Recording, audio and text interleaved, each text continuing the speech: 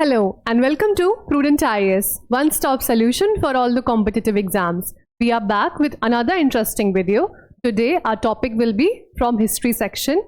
Most of you must be aware which question we are going to tackle today, but all those who have no idea about it, do join our group Answer Writing by Prudent IAS on Telegram.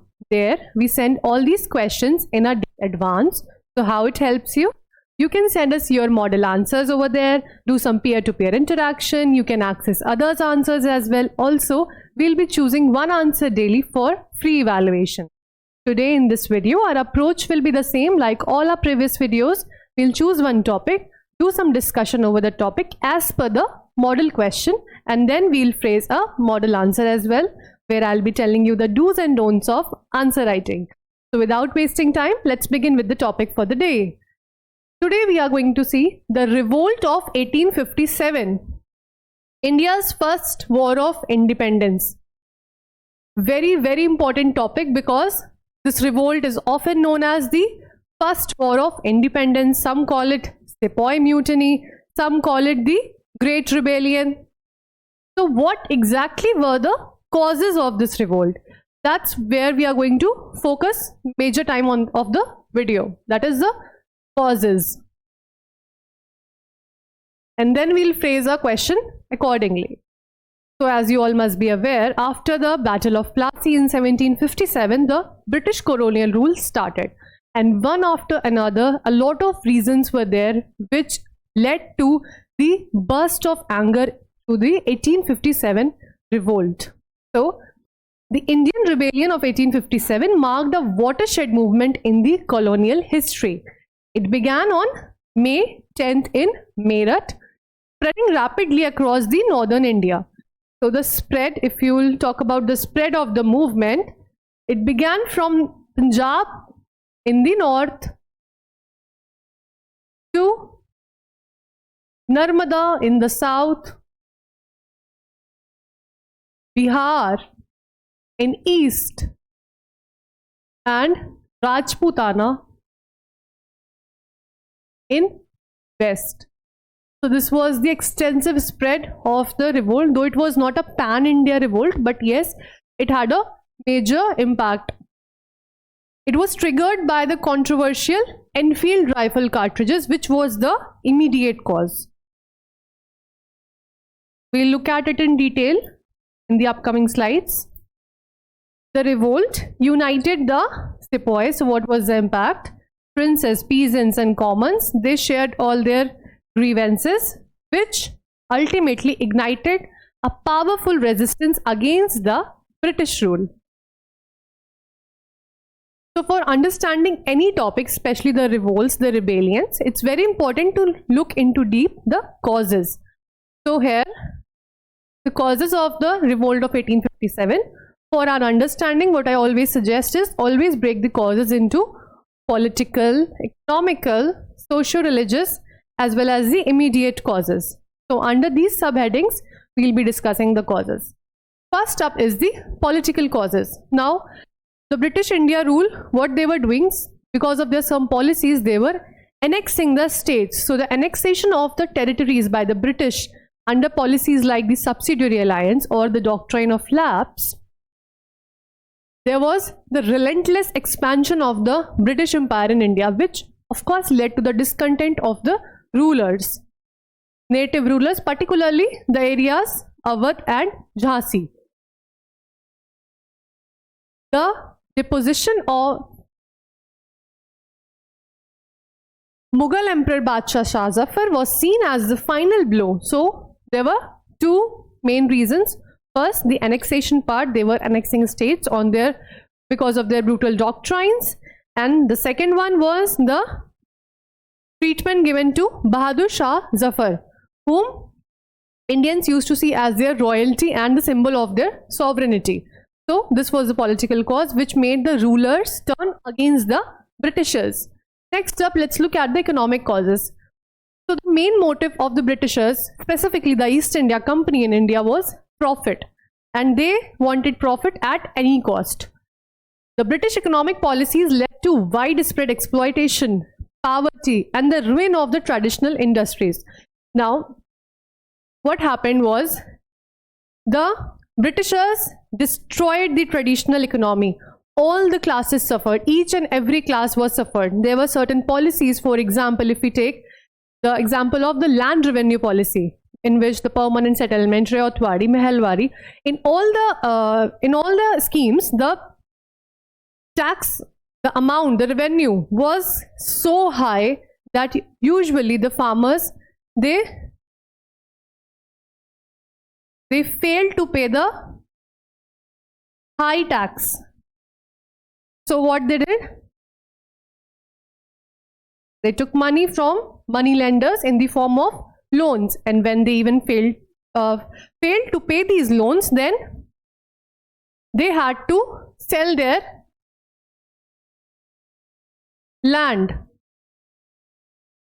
Also, because of the clauses like the sunset clause, a lot of zamindars even lost their land to the Britishers. Not only this, because the Britishers promoted the British goods. How did it so? High tariffs on the Indians and low tariff on the British goods. They dumped British goods in the Indian market, which destroyed the handicraft industry. Now, all the artisans, they were forced to look for new employment, for new jobs, but they found none, because there was no such industrial revolution or modern industries in India where they could seek employment. So the Indian handicraft was also discouraged completely. The introduction of the railways, telegraph, and the new land revenue system deepened the economic distress among the peasants and the artisans. So there were two major economic causes if you divide it. First, the taxation system, and second, the destruction they did to the Indian traditional economy. The handicraft, the artisans, they all turned against the Britishers. Next up, we look at the socio-religious causes. Very important, because religion was almost internalized in India. Now, British interference in the Indian social and religious practices, such as the introduction of the controversial General Service Enlistment Act. What was this act all about? It required the Indian soldiers to serve overseas. Now, they had a belief that if they'll go to overseas, then they'll lose their religion. And the growing feeling of the Christianization, the so-called Christian missionaries, caused great unrest and fear, because the Christian missionaries was continuously converting the Indians. So it was a threat to their religion as well. And some acts like taxing the mandir and masjid. So it was not there that only single religion was targeted. All the religions were equally suffering at the hands of the Britishers. Then if we look at another act, which is Religious Disability Act 1856, it also hurt the feelings of the Indians. There were some positives, like the Britishers often brought in some reforms. For example, sati remarriage.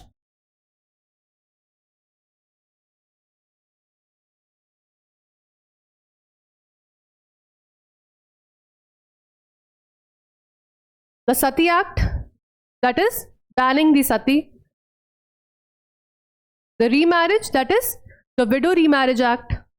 So, though today we can see them as the positive reforms, but at that time they were seen as interference, undue interference in the religion of the Indians. So, all these socio-religious causes were very important for turning the Indians against the Britishers. Now, before coming to the immediate causes, we'll just look at the causes for the sepoys, because this mutiny was led by the sepoys. The Indian soldiers were treated very rudely and harshly by the Britishers. Britishers were clearly racist. They felt that they were superior. They abused Indian soldiers. There were salary differences. The British soldiers were paid much higher than the Indian soldiers. An Indian soldier could max go up to the rank of Subedar. So there was heavy discrimination in the army as well, which often aroused the sepoys. They were abused, they were not respected, and with acts like no foreign allowance,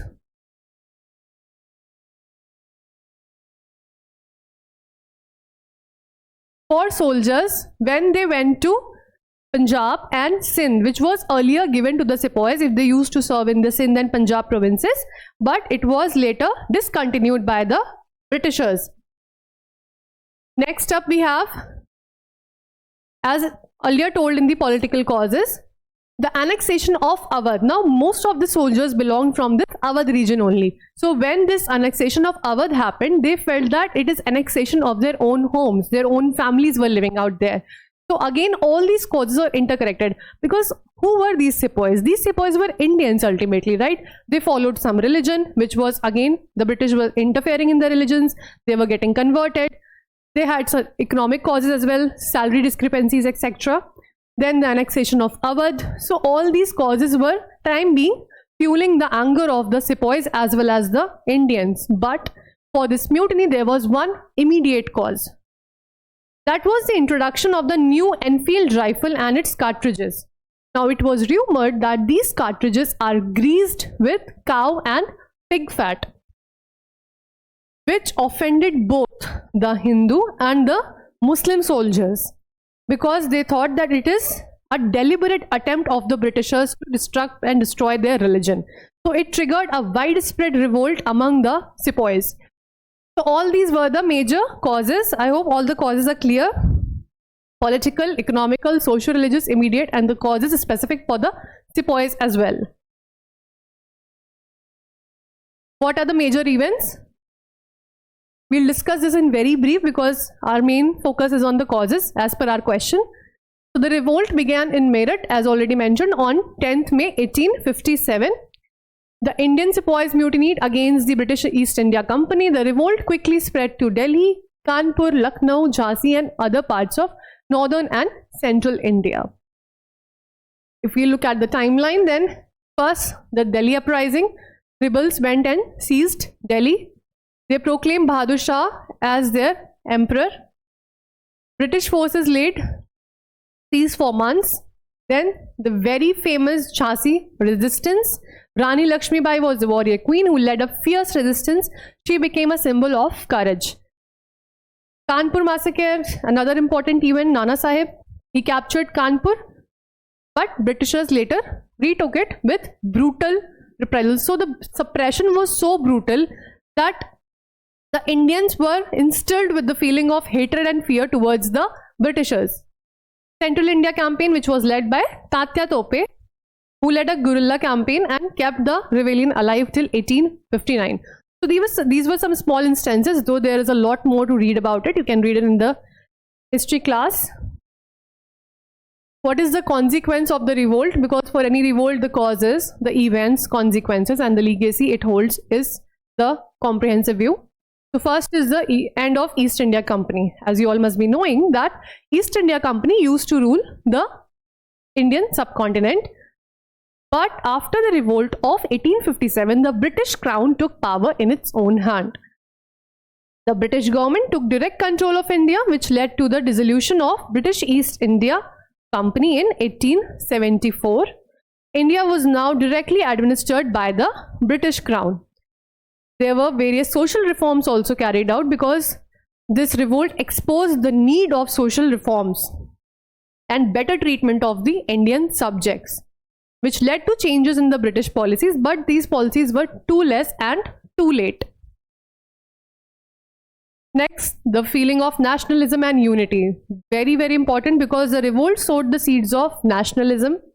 Although the uprising was suppressed brutally, it united various sections of the Indian society, be it the rulers, sepoys, the Indian peasants, farmers, artisans, laying the foundation for future struggle for independence.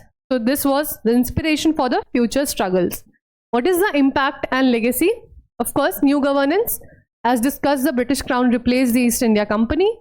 Military reforms, reorganization of army with more British soldiers. Why so? So they have not started treating Indian soldiers with respect, but what they did was they feared that if there will be more soldiers in the army, they can again go for such a revolt. So they increased the number of British soldiers. They also made sure that in a particular segment, the ratio of British to Indians is always checked. National identity, another important impact, fostered unified Indian consciousness, very important for future rebellions. Inspiration as the symbol of resistance for the future freedom fighters. So this was the impact and legacy. Now let's move to the main section of our video, which is the model question, because this is a answer writing practice series, right? So the question for the day is, discuss the political, social and economic causes of the revolt of 1857 and explain how these factors contributed to the widespread unrest in India. So what are the directive words? First is discuss, second is explain. Both the directive words are almost same. We'll go for in-depth explanation of all the aspects of the topic which are required. For example, political, social, economic causes here, and the points, that is the factors which contributed to the widespread unrest in India. Next, what we'll be keeping in mind, the word limit, 250 words. We'll see that there are two dimensions in the question, so we'll use equal word limit for both the dimensions. Since this question has a lot of more parameters, then we can give this one a better edge, but we'll discuss this second dimension equally as well. Now what I want you to do now, as I always say, just pause this video, write a sample answer yourself. What you can do is, when I'll be discussing the answer in the upcoming slides, you can just do self-evaluation or send us your answers in the Telegram group Answer Writing by Prudent IAS for further evaluation. Now, let's jump to the model answer. As I always mention, you all must be like, this must be on the tips. Always follow the approach of intro, body and conclusion. Structure your answer as intro, body and conclusion. Do not give such headings. Just begin from here. These are for your reference. Now the introduction, since this is a 15-mark question, it can be a two-liner. The revolt of 1857 marked India's first organized resistance against the British colonial rule. Starting as a military mutiny, it expanded into a widespread uprising fueled by accumulated grievances.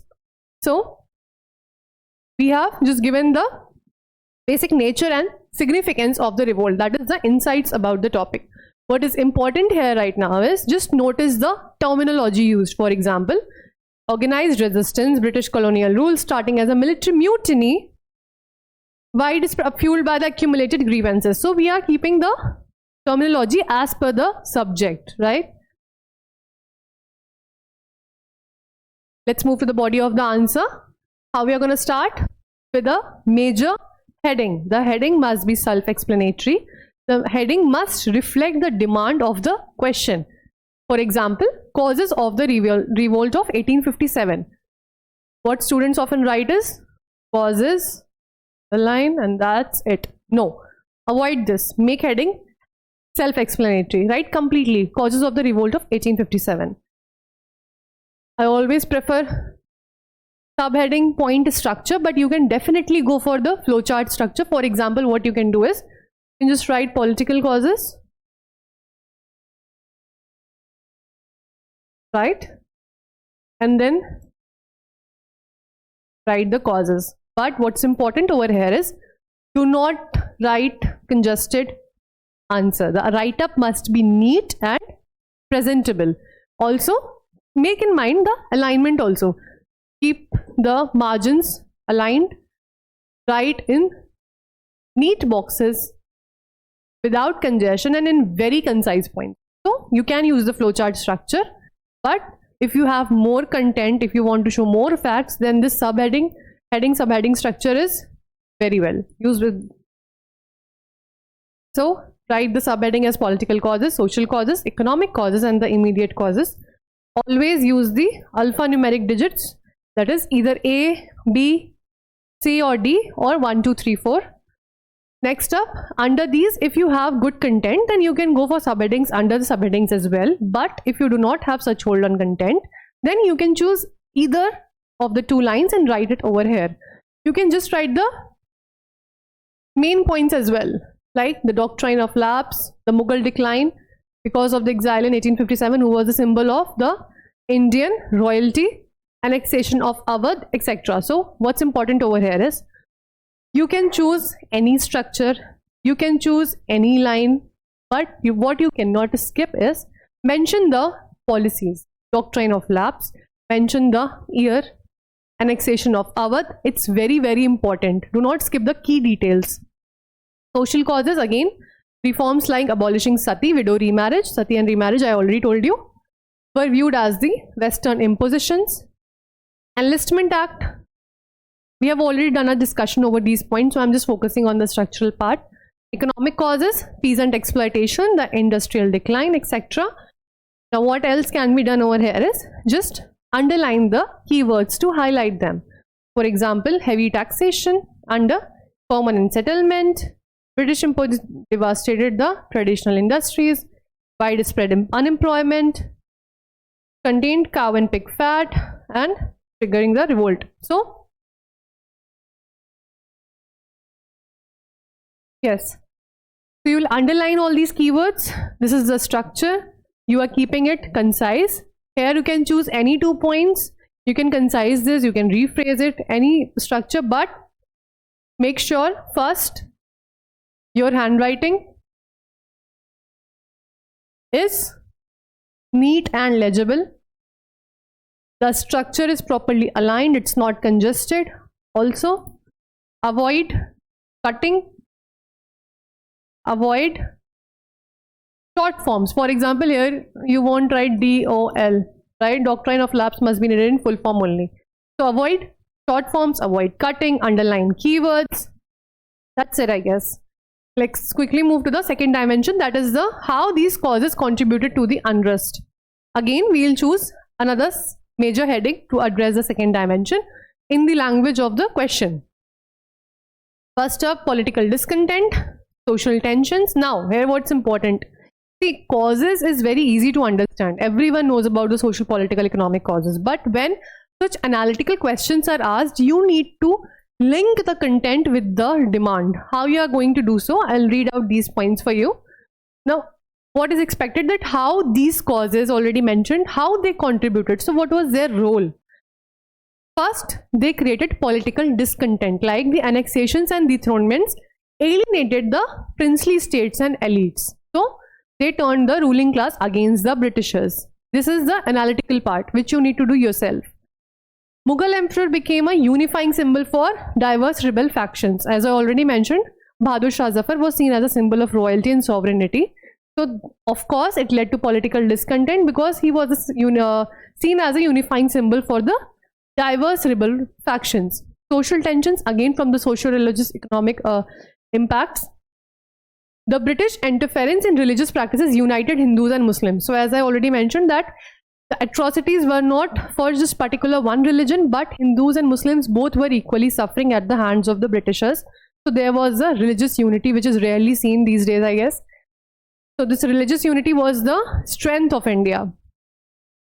Economic exploitation, that is exploitative policies, impoverished farmers, artisans, traders, and fueling rebellion. So we are mentioning the factions which suffered because of these economic exploitation. So this is just in brief how these causes led to the unrest. What else can be added over here? For example, you can add that all these reforms and policies, or even the British rule as a whole, it was seen as alien. The Indians could not even relate with it because all the policies were Western. The Britishers were too harsh in their ruling. So likewise, you can add points, but always keep in mind, do not breach the word limit, which is 250 words. Right? Address both the dimensions equally. Structure is up to you, but structure needs to be neat. The most ignored part of the answer is the conclusion. Do not write this heading